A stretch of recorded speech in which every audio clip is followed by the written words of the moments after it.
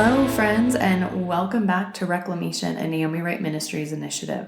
Naomi Wright Ministries exists for those lives who have been, presently are, and have the potential to be impacted by an unhealthy religious experience. You can learn more about how you can help the hurting and protect the unprotected at naomiwrightministries.com. So, how are you feeling after last week with Justin and Ashley, part 1? Have you been suffering waiting for part 2? If so, it was well worth the wait. I'm excited for you to hear the ending and the update on where this incredible couple is at right now. Again, you will hear bleeps throughout the episode where we edited out identifying information. I know it can be a bit annoying, but as you know, it must be done. So thanks for bearing with us. And now let's hear how this brave couple made their exit and where they're at today.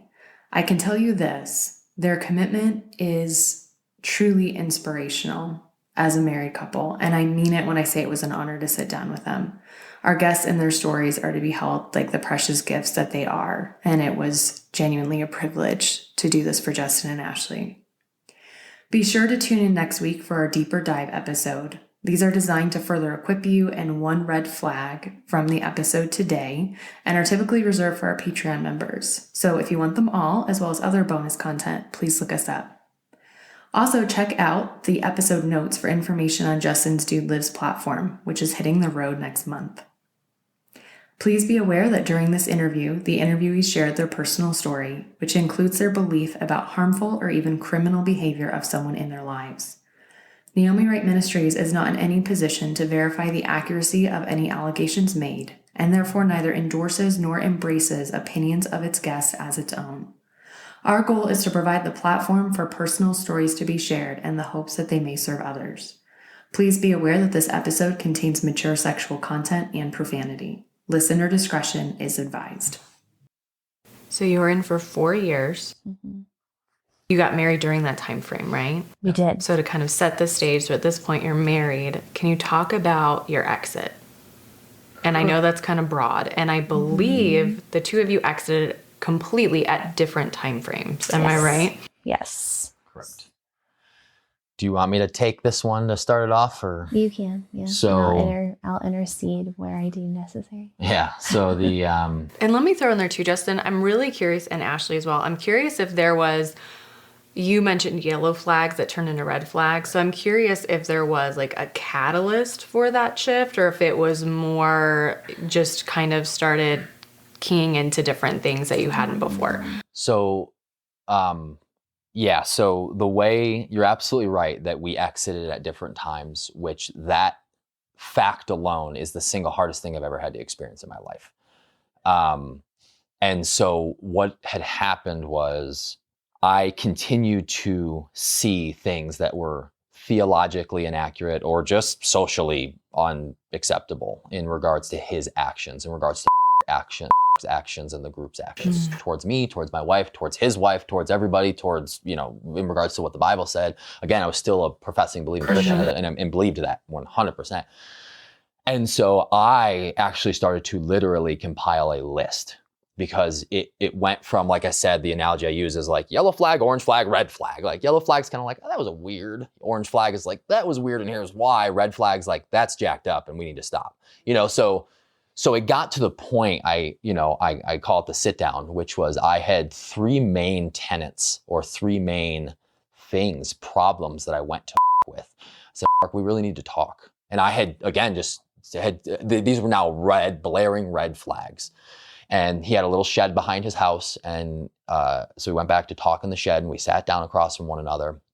And I said, these 3 things are an issue. And here's why they're an issue. And here's what the Bible says about them. And here's the verses. And what's going on? Why are you doing these things? Now, I wish I had the list with me. It was pretty straightforward. But I just don't remember it. It's been years since I've reflected back on those specific 3 questions. And he avoided every question. He slithered his tongue around trying to answer or fake answering or half answering cloudy bull crap that normal abusive mentors do. But I saw right through it. I was at that point, I had had drawn a pretty big line in the sand and knew that funky things were going on. But the thing was, it was mostly theological things. It wasn't like, you murdered somebody and that was bad, so that's why we're talking. No, it was very theologically religious based. And within any religion, including Christianity, there are very different interpretations or opinions of the scriptures. And so, he was able to weasel his way out of those questions. But again, I saw the weasel in him and said, okay.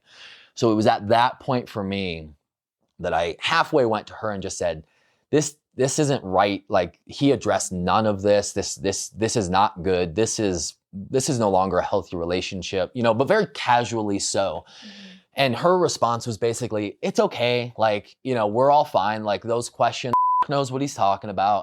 And again, I wasn't against like, you're evil and you're a bad guy. It wasn't like that. It was just kind of like, this isn't right. And it wasn't let's dip out on as much as it was, we need to continue the conversation with as our friend and as our mentor. This, we just got to confront these things together as a group together towards God's will. No separation, no running out of the group. Well, months went by, and at this point, realized I kind of was figuring out who he was. He was realizing, oh, Justin's got a head on his shoulders. He's no longer just my puppet. I need to get rid of Justin. So began to separate himself from me, and began to tell my wife and the other individuals who were involved in the group that I had something weird going on with me demonically. So he began to demonize me, realizing that I was realizing who he was and at his core. So it was still a very slippery slope. So what I did is I kind of distanced myself, but I couldn't distance myself too far because she was still very actively seeing him several times a week, was still 100% devoted, doubted a lot of what I was saying, even kind of listened to me and was part of that, but it was still kind of like, is God. It was a little bit of that situation. She was still very sold out on him. And so I had a very wonderful man named Dave call me and say, Justin, I need to talk to you. And Dave's a pastor of the local church we were attending at the time. And Dave is an amazing, amazing, amazing man in so many categories. And I really appreciate him. And he called me and said, we need to talk. And I went to the church office and we sat down, and he goes, I need to tell you something. He goes, first, I got a question for you. He goes, do you know that, he goes, I was driving down the street the other day, and he goes, I saw and your wife driving together alone somewhere. And he said, that seemed a bit weird to me, and also inappropriate. Were you aware that that was the case? And I said, yes. They were going to this other guy's house to go pray. I was very aware of the situation. Ashley and I had talked about it. That was not an uncommon thing that I would go hang out with and go pray for somebody or do whatever, or she would, she wasn't always alone with him, but there was plenty of times that she was. And so we're sitting there, and he goes, here's why it's not okay. Here's why this was the straw that broke the camel's back. He said, I am firsthand aware because told me with his own mouth that he's cheating on his wife with teenagers, that he's having sexual relations with at least one girl who's, I don't know for sure, I don't know who the girl was, 17, 18 years old, whatever. And it sounded like he was trying to tiptoe a little bit in the conversation, Dave was, but it sounded like there was other girls as well. I can't confirm that. I don't have a video recording of whatever happened, but it was an ongoing thing. And in the 4 years, now we're talking about the end of that 4 years when this conversation happened, towards the end of it, that was all happening in about year 2. So it was right in the middle of the crux of us thinking he was God, basically. That he was this prophet who heard from Yahweh, and that Jesus was his best friend. And now I'm finding out 2 years later that it was all bullcrap, and that he's literally manipulating young teenagers into having sex with him via his Christian faith. And it was like, finally, I had the final fact that I needed to blow this whole thing up. It was no longer maybes, funky ghost gray area, I think theological differences, blah, blah. Every bloody, manipulating, abusive mentor operates in that smoke, gray, blind area. And finally, I was able to grab the leaf blower and blow it all away with the fact that you are a piece of shit. And here is the final, not only all these other 3 things, and those were just the 3 big flags, I wasn't including all the yellow, all the other flags. But here's the final straw, and I obviously broke. It's just me and him there, and I just broke, and I wept, and we were in our 3rd apartment in our hometown. We'd been married about a year and a half at this point, and I was so excited to go and finally break off the relationship and tell my wife this news. And I go to our apartment, right? I meet her at the apartment, and I said, babe, you're not going to believe this. Here it is. Is cheating on his wife consistently, is manipulating young girls into having sex with him, using his religion, all this stuff. And she said, no way. Oh my gosh, are you serious? Oh my goodness. And we're on the same page, right? We're like, she's hearing me and I'm, and it's, oh my gosh, and blah, blah, blah, blah. And babe, this is finally whatever. And we go to bed that night on the same page. Is a bad guy. It's finally, the lights are on. And we woke up the next morning, if I'm not mistaken, it was the next morning, and she kind of looked at me, and I said, oh, what are we going to do about this? And you basically said, I think might be right. There's got to be a reason. There's got to be okay. He's not a bad guy. And it was like, I couldn't believe what I was hearing coming out of my wonderful wife's mouth, that after getting this news, all the other stuff, and then getting the final disgusting act of this disgusting man, that she started to backpedal and had basically taken almost a 180 from the night before. My adrenaline's pumping, my hands are shaking. And I just couldn't, and that was where the real difficulty began. Because my wife in that moment, or within that following week, had then chosen that he was right. That was a good man of God, and that she should follow him, and that I was wrong. Now that bloomed even more intensely in the coming months, where it went from, I think might be right, to my wife thinking blatantly that I was wrong. Right, because you can't both be right in that scenario. And so, Right. Ashley, I'd love for you to speak to... So, I mean, all of what Justin said is 100%. Like I have stated before, like, I have major, like, I don't want to say it's not daddy issues. Like, I loved my father, loved him dearly.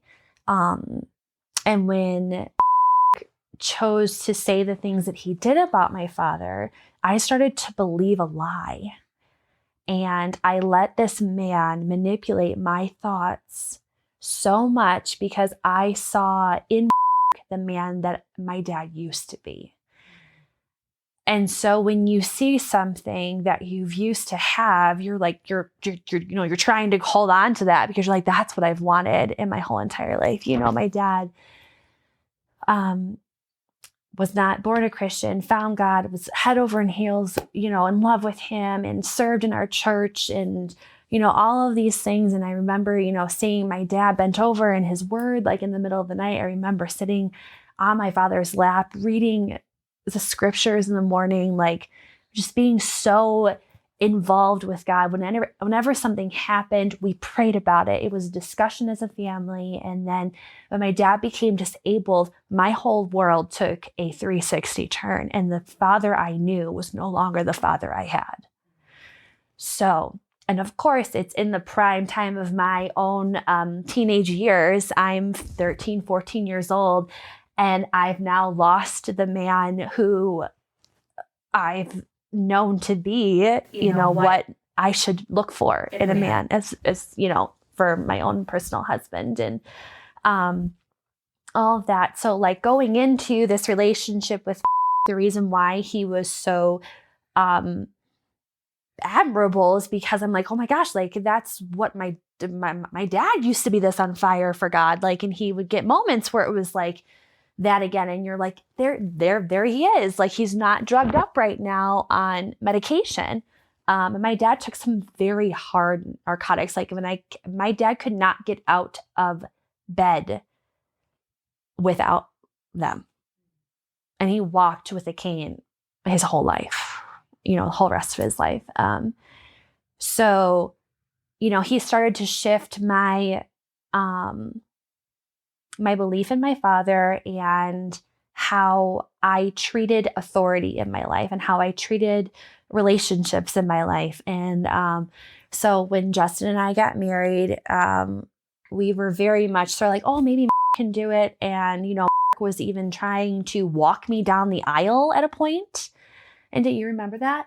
And I was like, no, like that's for my father. And in that moment, I was like, no, but I want my dad there. My dad gave birth, not birth to me, but he's my birth dad. Like he's my father, regardless of his faults. He is still my dad. You are not my father, and was kind of like, like I wasn't that aggressive with that terminology, but that was basically what I was saying to him. And the moment my dad died, that was the moment swept in and was like, well, here I've got her now. I've got this girl's full trust right now because I'm the only thing she has left. And in that moment where things, like Justin said, started to get yellow, orange to red, I was having some very prophetic dreams about a fox in our relationship. And, Justin was trying to, discuss with me like, babe, I think that fox is like, I did like, There's an evil fox in her dream it was numerous times I had this dream that was manipulating our relationship and all this stuff. And yeah. And I remember like in that dream, looking at the fox and then looking back at Justin and then looking at the fox and kind of just being in this middle area of not knowing what to do. And then the night that Justin came home with this information about, I remember standing in my closet and God speaking very audibly to me, he is going to come to talk to you about and you are going to listen. And so that's why, like, in that moment, like, we were on the same page and I was like, okay, like, this is, what we've been waiting for, I guess. Like, is this right to do? Like, who am I to judge this man? But if that's what you say, okay, like, you're my husband, I'm going to love and I'm going to honor you in that manner. And then the whole relationship with Justin and I, it's new. I'm married a year and a half at and that time, with in there, I chose to doubt. Like, that's the best way I can explain it. Like, I had a moment where I was like, okay, but he's coming to me with this. Hasn't necessarily stood me like up in any manner. Like, I've never felt attacked by him, but I also wasn't seeing very clearly either because I wasn't understanding with this, all the things that were happening. Like, it was still very like cloudy. And I was like, but what did that actually happen? Like, is there actual proof? And just not erring on the side of caution either. And I remember waking up and looking at Justin and being like, I think you might be wrong. And him looking at me and going, well, why would I ever come to you with something and not have evidence, Ashley? And in that moment was when I started to really doubt my husband's authority in our relationship and his judgment, most importantly, because I felt personally attacked because I was still well involved in this group. Right. I have a father-like figure. It's something that I'm yearning for deep inside, and not really understanding who God is in that moment. You know, I'm still very broken, very hurting. You know, my father hasn't been gone for more than a few months, and all of a sudden this is being thrown under the bus. Like, you're going to take something else from me that I've already had taken away. And so it got bad. It got to the point where May I share this part? yes. Yeah, and if you don't mind, can I just jump in for a minute? Ashley, I just want to like lay this foundationally for the rest of our conversation.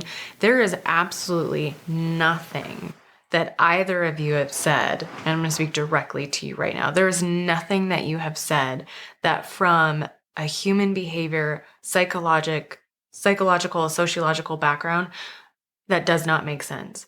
Everything you're saying 100% makes sense. There is nothing that you're saying where I'm like, oh my gosh, she missed that, or what was she thinking, or like, how on earth could you move forward? There's none of that. Everything you have said to me is like I'm like 100% right there with you. So I just want to make sure that you know that there is nothing in this conversation where you have to defend where you were at and where your head was at. I totally get where you were at. Thank you. Yeah, I've come to a point where I'm like, you know, through lots of counseling and stuff like that, I've come to realize like the things that I was feeling, the things that he was feeling are all justified. That is a normal human response.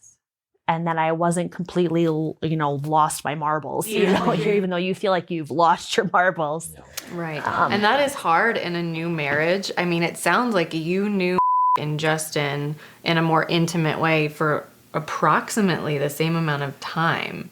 That what was like that as far as amount of time, like that you two were really seriously dating and she had been introduced to.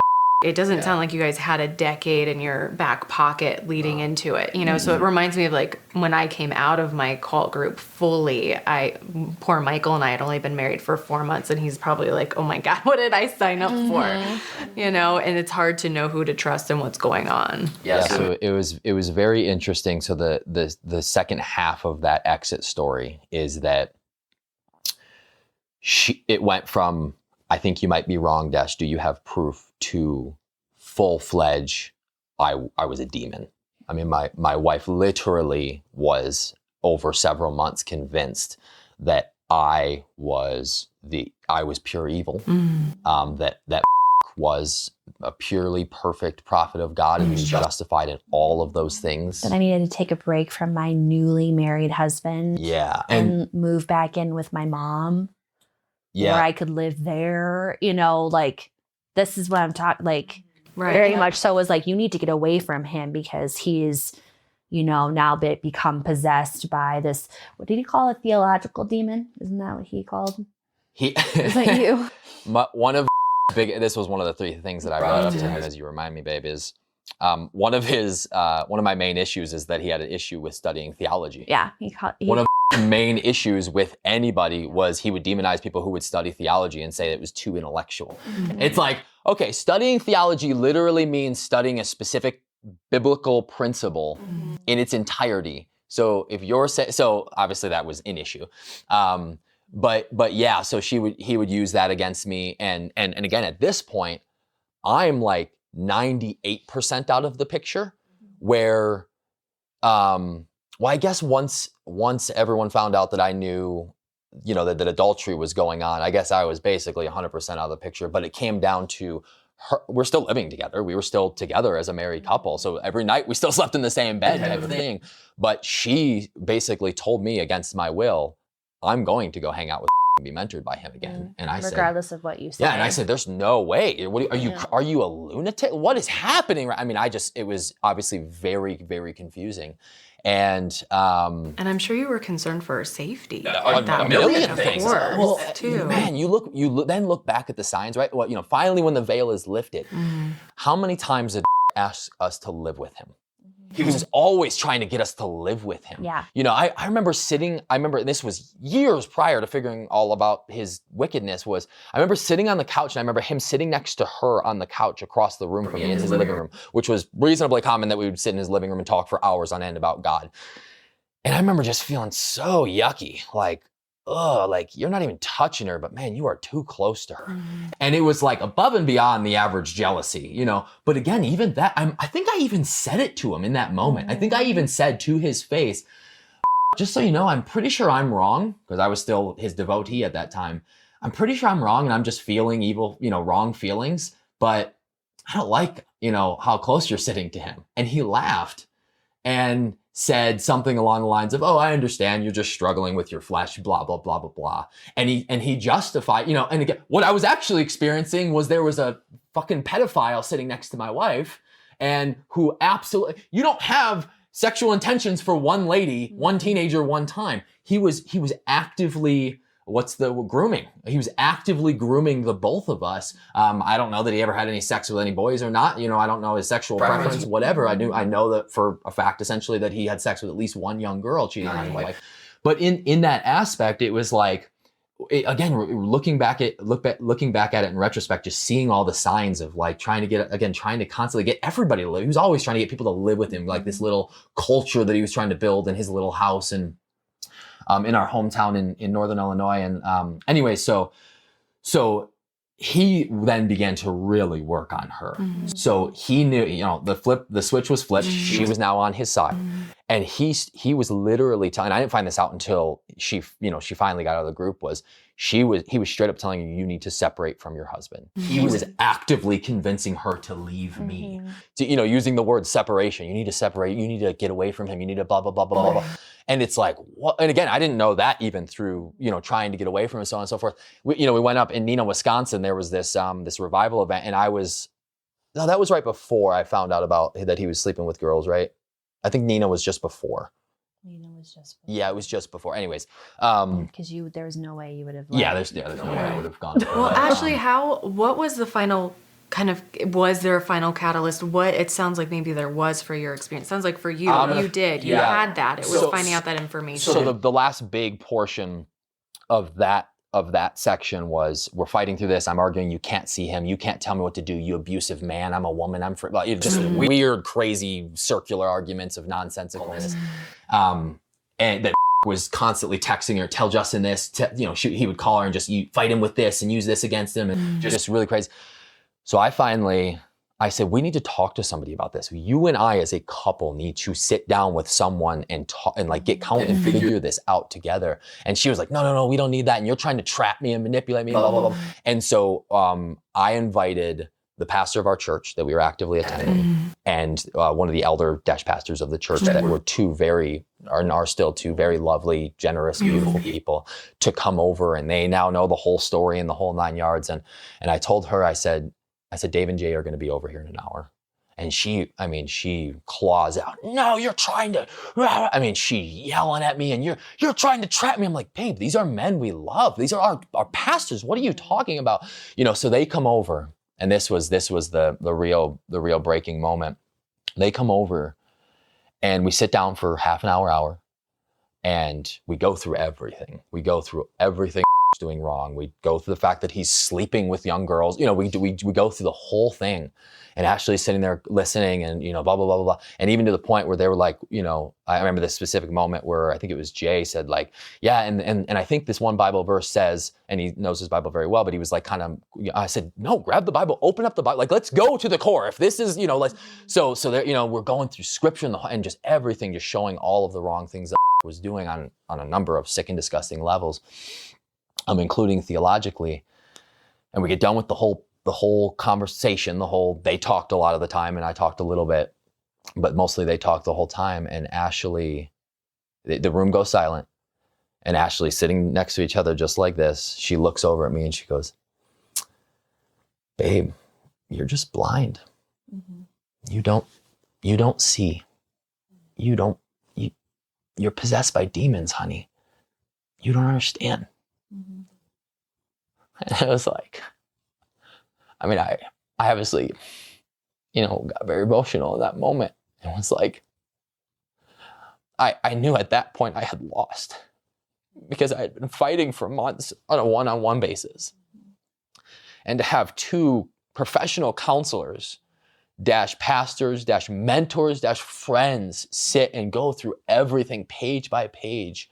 And for that to be her final response, I just broke. And I just started to weep. And I knew I had lost the battle. And I'm going to lose my wife. Like, this is going down right now. And I think Jay or Dave said something along, I was just weeping, and they looked at you and said something along the lines of, how do you feel about Justin's feelings right now? Or something like that. Like, how do you respond to what's happening right now? And then something happened in that moment with you. Yeah, I don't know how else to explain it other than it was kind of like being able to wake up for the first time out of a dizzy, blinding spell of what was happening. It's like I'm like a Alice in Wonderland type of feel where you're like spinning in this weird, trippy world that doesn't seem like everything has a place and whatever. And I think it took having to see Justin completely break. And this moment of, am I really going to leave my husband for this man? Like 100%, am I going to leave my husband, who I have vowed to love and to cherish and to be with for the rest of my life, for this one man? And I said, no, I don't want that. And I remember just like breaking with you, and we had just this moment of like where I finally felt the muck leave. I felt the moment of like God finally just like putting that grace right over us of like, and now you are free from that. And it took a very biblical situation to happen. You go to your brother and you explain to them like, hey, like this isn't right. And then you go and bring someone else. And then you go and you bring the elder. And it took bringing the elders of our church into our home with the word and breaking it down word for word. This is where this is wrong. But it also took God in that moment. And it was for that release to happen. And basically what you said to me, because it wasn't over at that point, but it was like, it was the pivot point. It was the final real big pivot point. Because she said to me in that moment, I still don't believe you. I don't. I still think is probably right, but I'm going to choose our marriage over my relationship with him. And so that was the first, again, big, giant, huge pivot point, because then the arguments going forward beyond that were she still wanted to go see him. She wanted to work through the issues, his theological, with him. She wanted to make everything okay in that regards, and still had her doubts in the actual information. She still, doubted the sexual relationship. She still had those cloudy areas, but it was no longer a devotion to him over me. It was a devotion to me over him, and she wanted to work out the details, and that was challenging because she still wanted to go see him, and I was like, not a chance. This is over. Like, and our pastor had gone and talked to him on a number of occasions to confront him about the whole situation, and another pastor of another church that we were affiliated did the same. Like, there was a lot of stuff going on in many levels. But our relationship from that point forward was finally me and you against the world going forward, and it just got better.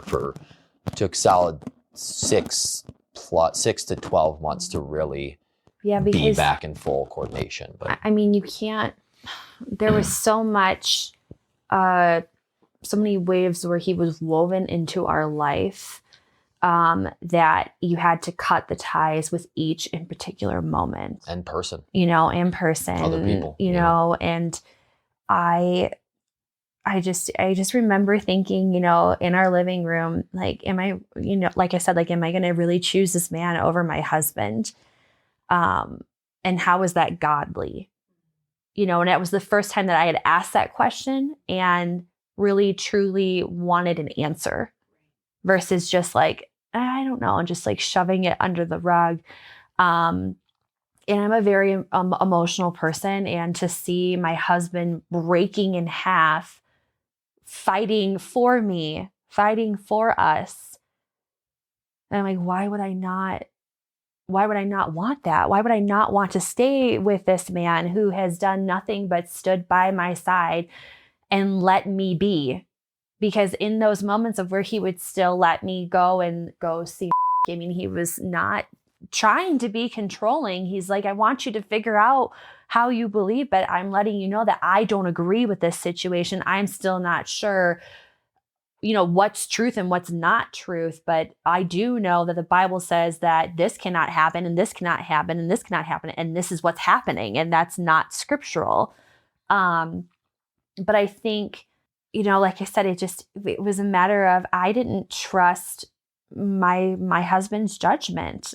I didn't trust that he could possibly know something, because I had been told all of my life that you don't know because you are not the authority. You're not the one that makes the decisions. So, I mean, there were some major issues that because of how I was raised and then going into this, group, I mean, it continued to not be good choices that I made just psychologically. And it got to a point where I was like, do I not even know how to speak anymore? Like, is what I'm going to say going to be constantly riddled with lies? Like, is what's coming out of my mouth, is it just me being charismatic or is it actual scripture? Because if I'm claiming to be a daughter of Christ, then my words need to replicate his words. My actions need to replicate his actions and what he says to be true.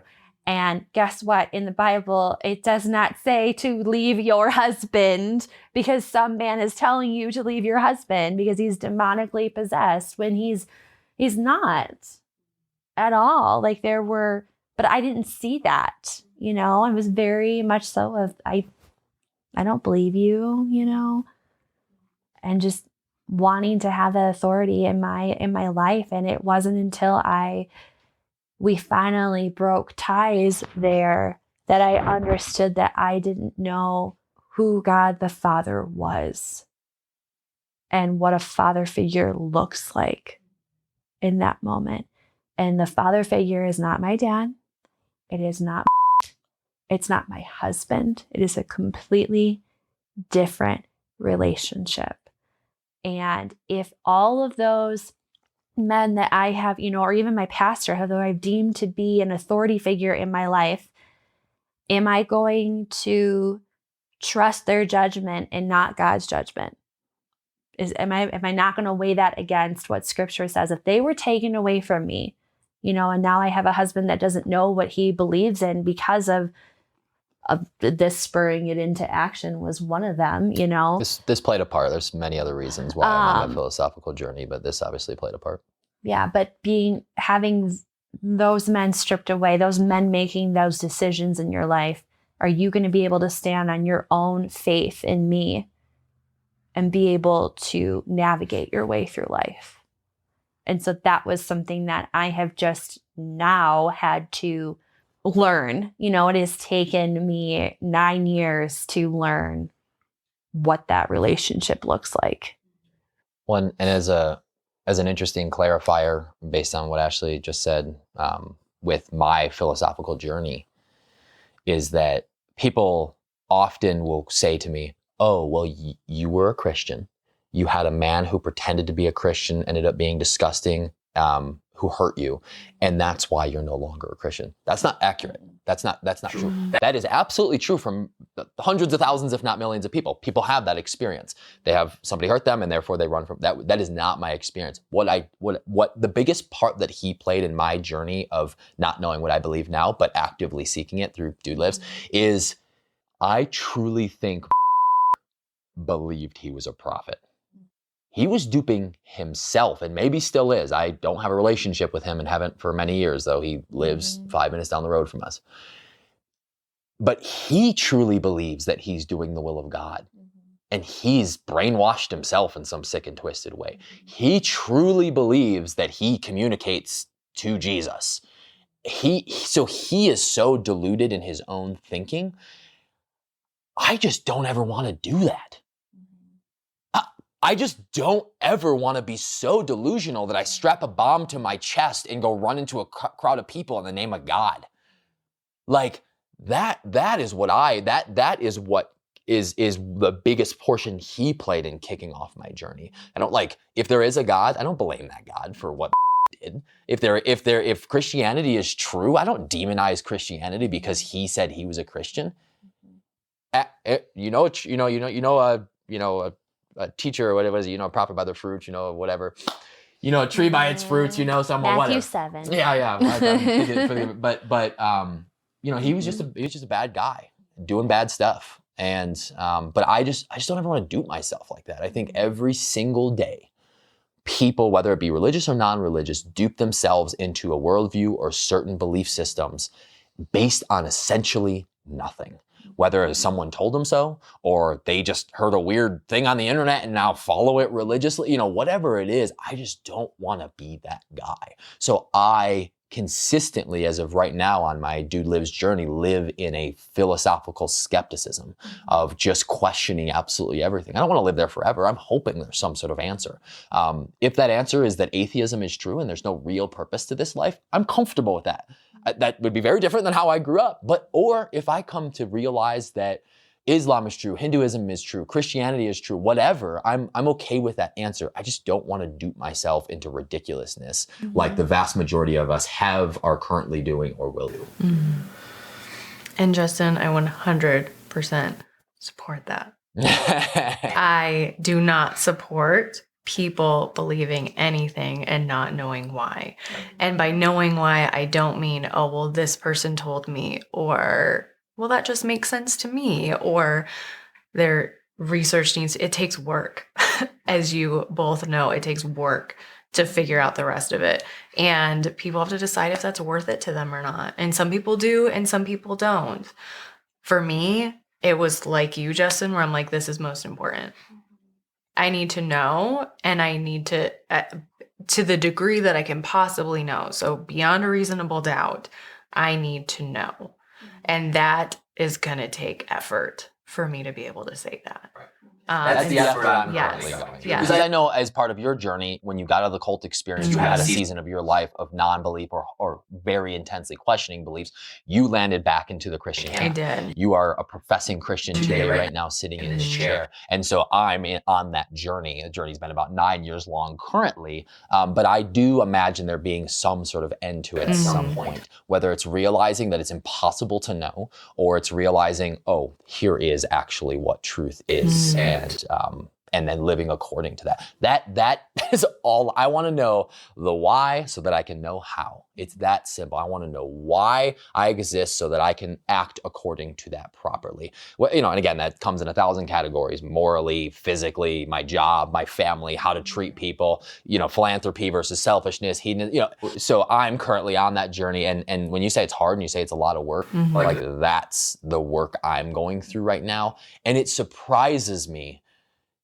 It surprises me that I have to go through this journey.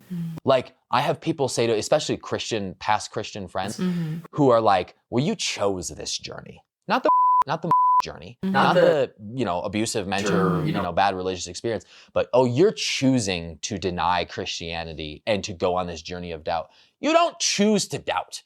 You don't wake up and go, I'm going to doubt that. Or if you wake up and you are doubting something, you don't, you can ignorantly say, I'm just going to ignore that. You can do. I just think that that's ignorant, and I'm not going to do that. But the amount of work is insane. I try to study an hour every single morning. I try to release a video every single day in my Dude Lives Facebook group. Like we're traveling the country and shooting an entire TV digital series about this journey of finding the truth of this life. I'm willing to put the work in. It sucks, and I cry a lot, and I'm depressed a lot, and there's really exotic, beautiful moments. And yesterday I climbed the incline in Colorado. It's allowing really exotic and wonderful things in my life, and it's also just extremely painful and extremely challenging. But something that I absolutely have to do for a number of reasons. I have a couple of final questions just to kind of wrap this up. And the first one is specifically for you, Ashley. So you have said several times, kind of using a Christian language of you heard God say to you. I want to bring some clarity to that for anyone who may be listening, because that's something that can actually lead people astray when they don't kind of know the context of what we mean when we say that. So would you mind sharing what that means to you when you use that language?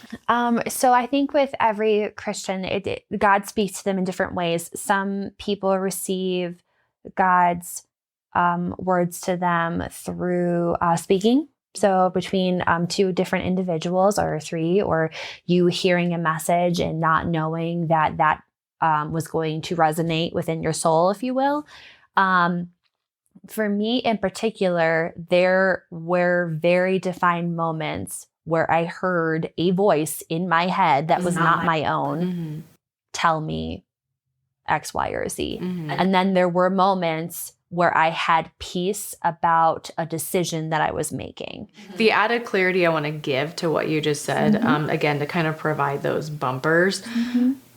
When someone hears, quote unquote, from God, it will never, ever contradict scripture. 100%. And so I just want to hit that home. Yeah. So if we hear something and it does not match, and I mean proper exegetical work done in scripture, not, oh, I took those 3 words out of that whole book and we don't know the cultural context and the history and the, the richness of what were they saying then? Because if we find out what they were saying then, we'll really genuinely be able to apply it to now. But we've got to really know what they were talking about then based on who they're talking to and their lingo back then and the culture and all that stuff. So again, with that kind of work, they will never contradict. And if they do, we want to question, maybe, is it ourselves? Are we hearing from something? Like, what are we actually hearing? And potentially throw that out. So thank you. I just wanted to make sure that we covered that. On a much more personal note of what your journey has been throughout the past 9 years together, I wanted to ask, what is something that, and within, so Justin, this might, strike a nerve for you because I know that you've shared with me, personally off camera, how this journey is affecting you as a father. I want to key into specifically the experience you had in the group. So outside of the overall philosophical journey that you're embracing, specifically from the group, what is something that each of you want to teach Caleb as he grows to hopefully prevent him from finding himself in a group like the two of you did? Yeah, I think my gut response is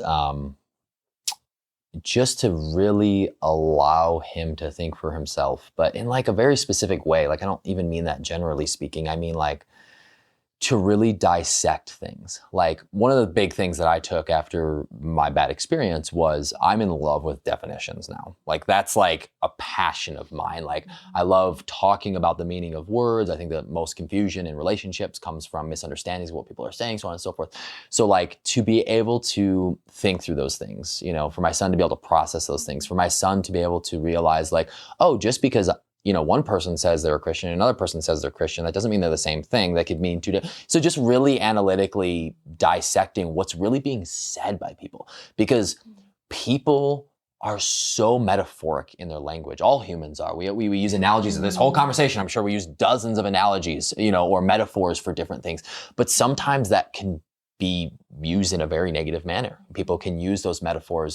Use metaphors all the time to slither his way around conversations. And so I really want to be able to teach him to understand language and to understand meaning behind things that are said, and to really be able to ask good questions and dissect, to not just take someone's word for it, but to be able to beautifully, kindly, and confidently question what they're saying. Say, oh, what do you mean by Christianity? Like, what is that? And to be able to have that discussion. And another thing, and this is a struggle in our marriage, but something that we're having to learn is, I'm not currently a professing Christian. She is currently a professing Christian. We had this Christian experience, bad ex-mentor experience together. So then how do we raise him together in these different ways based on what happened then? I don't know. It's all very confusing. I would like to point out, though, that I have heard you say, you're not sure how to raise him and what to teach him. Right. And this is just me. What you just said is incredibly worthy. You wanting to teach your son to be a good critical thinker, that's an excellent thing for a father to want to teach his child. And that is incredibly worthy. Thanks. You're welcome. Ashley, what's something that's on your heart when you think about this? Well, and I think that this is something that, like you said, like we've struggled a little bit with, like, because we've talked about how are we going to raise our kid? And we believe two different things right now. Well, actually, you don't know what you believe in. So there's just one side here. But with what happened, I don't ever want my son to think that I have all the answers in anything. I think lots of times, parents use the term, use metaphor of because I said so. Well, what does because I said so actually mean, and not to shut a child's mouth, if you will. Jesus said, let the little children come to me, and hear from me. He didn't tell them to go off in a corner while I talked to the parents. Mm-hmm. He said to let them come to me because they are such sponges that are receiving all of this and they're taking in the world around them. And the only reason why they're having their parameters on life adjusted is because of the direction of how they're being raised. And if I am shutting down my child's development because I am uncomfortable with something and I don't have a good reason, that's not right. I need to be able to be vulnerable enough in a good parental, state to tell my son, like, mommy doesn't agree with that and here's why. But if you would like to try that, go for it. But know that you need to be careful of this, or to watch out for this, or to do this. End all be all. My word is not final, set in stone. I'm not God, but I want my son to be able to think for himself. And I want him to be strong enough. And when I say that, I mean like mentally and emotionally strong enough to speak for himself in a world that constantly tells us to be quiet. And anything, in any bad experience, no one wants to hear about bad experiences because they make them feel gross, and it also makes you question what's going on in your life. It throws up all of these things that people don't want to deal with. And I don't want him to have that experience like I did of being just very closed in on myself and not knowing how to voice how I'm feeling in a bad situation. So yeah, and I think that we can do that together regardless on if I believe in, God or not. That's something that we can still do together. And I think from both of our perspectives, like Justin is a very deep intellectual thinker, and I'm not so much in love with that. Like it kind of like befoggles my brain a little bit on some things. But I think that it's excellent that Justin dissects things the way that he does. And Caleb is going to gain so much from that because he's being told that it's okay to question. It's okay to explore. Right. And what I love so much about your answers is that you essentially both said the same thing. Yep. So you have that in common in your parenting, which is beautiful.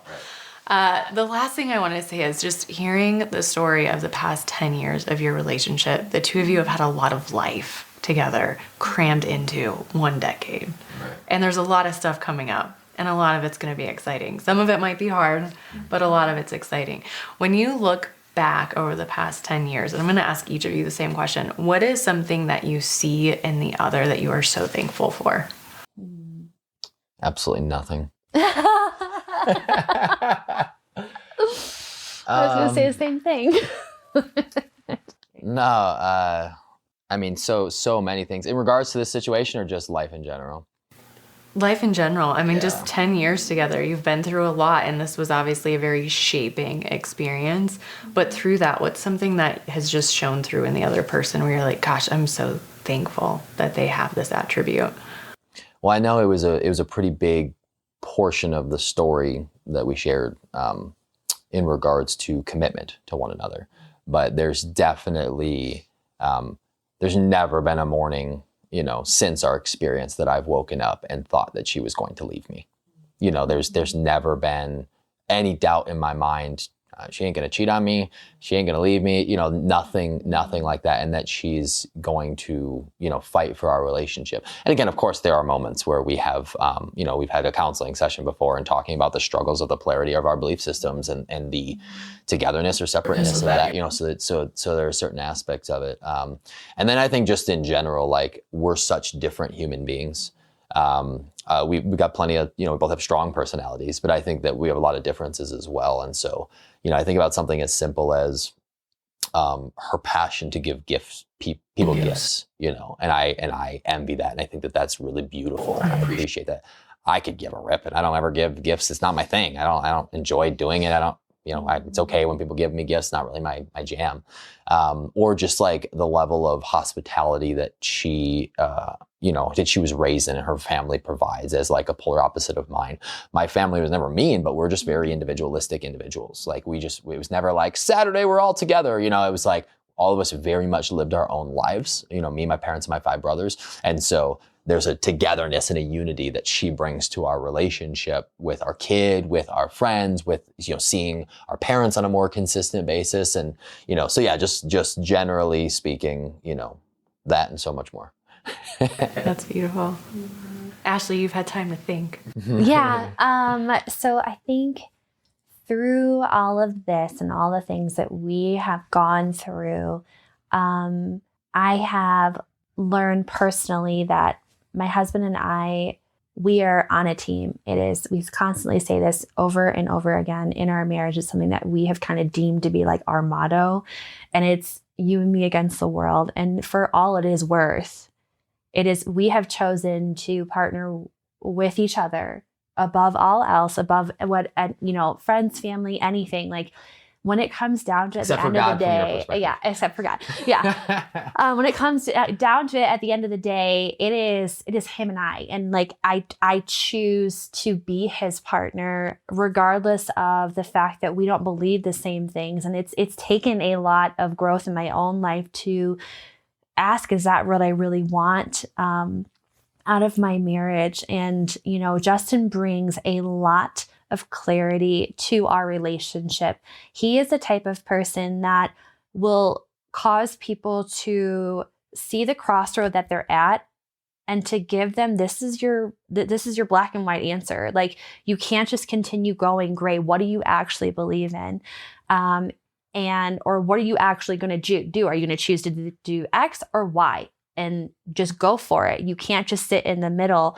And because of where he is in trying to find the meaning of life and to find truth, you can't be on both sides. You have to very much so know, like, well, I'm going this way and I'm going to go this way wholeheartedly, and here's why. And I love the fact that he just doesn't take what someone says with a grain of salt and just put it in his pocket. He challenges them. And he challenges them because of the situations that we have been in. We cannot just take someone's word, just off the cuff. Like, okay, like, sure, that's fine. It has caused Justin to really analyze a lot of things. Now, sometimes you overanalyze, and I have to draw you back in and go, it's okay. Like, we can just, this is our line right here. You don't need to go over here. Yeah, but no, just come right back here. It's okay. So it is a strength in our relationship, 100% with that. Thank you both so much for doing this with me. Yes. Thank you for sharing. There's so much that I didn't know. And so I just feel so honored that you are both willing to share and for your vulnerability. So I really appreciate it. I care about you both very much. And I think you have an incredibly strong marriage. And I'm super excited to watch this next year of your life. Justin, would you want to give one more final, where do people find you to follow along? Yeah, so the platform that we've launched is called Dude Lives. The current way that you can find out a ton more and get kind of personally connected to the group that we have is on Facebook. So if you go on Facebook and you just type in Dude Lives, there's a group that will come up, or literally facebook.com/groups/Dude Lives. where there's videos that I post on a consistent basis talking about my philosophical journey. And then there's some more adventurous stuff that is continuing to go on that platform, which is like 2 weeks ago, I went dirt biking in northern Wisconsin and talked about adrenaline being a part of life and experiencing that with 30 other dirt bikers. Or, this weekend being in Colorado, mountain biking and hitting the largest jump I've ever hit at Ruby Hill, or climbing the incline, 2,700 steps to the top of a mountain that I did. So there's this, basically Dude Lives is this idea, this show about if you only had 1 year left to live, what would you do with your life? And it's not only your bucket list items, because that's part of it, dirt biking, mountain biking, snowboarding, skydiving, all of that jazz. But the other half of it is if you only had a year left to live, you might get your relationships a little bit in order. You might have some conversations you weren't wanting to have. And you might take a look at some of your belief systems, because if there is a heaven or a hell, there's, huge implications to that. If Christianity is a ruse and it's completely false, there are implications to that. If atheism is true, there are implications to that. And those are the questions that I'm answering on this journey in a fun, adventurous way. But ultimately, that's my goal, is I want to find why I am here so that I know how to live. Thank you for listening to this production of Naomi Wright Ministries. You can learn more about us by visiting naomiwrightministries.com. Please note that any opinions represented by this ministry are not to be mistaken as medical or professional counseling advice or services. Employees, volunteers, representatives, guests of Naomi Wright Ministries may be individually trained, authorized, or licensed to provide professional counseling, psychological treatment, or psychological diagnoses. What you are listening to or viewing is not the provision of any such services. None of the interviews represented here creates a counselor-counselee relationship.